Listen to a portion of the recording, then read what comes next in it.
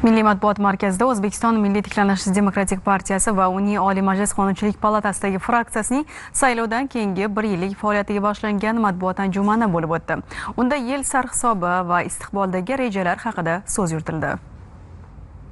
2020 yil davomida parlamentda deputatlar tomonidan jami 11 ta qonun loyihasi tashabbuskorlik huquqi asosida kiritilgan bo'lsa, ularning 9 tasida fraksiya a'zolari ishtirok etdi. Qonunchilik palatasida ko'rib chiqilayotgan qonun loyihalarini aholining fikrini inobatga olgan holda takomillashtirish partiyaning asosiy maqsadi ekanligi ta'kidlandi. Partiya tomonidan ta'sis etilgan deputat ayollar klubi partiyalar tarixida ilk bor siyosatchi ayollarni birlashtirishni maqsad qildi. Klub qoshidagi ekspertlik guruhlari xotin-qizlarga oid masalalar ustidan doimiy ravishda seminar, treninglar, davra suhbatlari, mahorat darslari tashkil etish va amaliyotda ularni tatbiq etishni vazifa qilib belgilashdi. Partiyaning g'oyasi, demak, insonni o'zgartirish orqali jamiyatni o'zgartirish deb olganmiz. Bunda inson qachon o'zgaradi?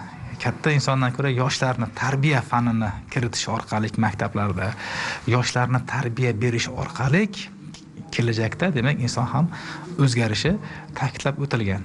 Shu sababli tarbiya beradigan o'qituvchilarni qachon yaxshi tarbiya beriladi? Maktablarda sifatli maktab bo'ladigan bo'lsa, chiroyli maktablar bo'ladigan bo'lsa, u yerda o'qiyotgan o'quvchilarga sharoit yaratiladigan bo'lsa, maktabgacha ta'lim muassasalarida sharoitlar yaratiladigan bo'lsa, o'sha yerda tarbiya beriladigan bo'lsa, kelajakimiz ham yaxshilanib boradi. Shu sababli biz 2021 yil uchun belgilangan byudjet parametrlarida demak o'qituvchilarni, bevosita o'qituvchilarning oyligini 20% ga oshirish masalasini qo'ydik.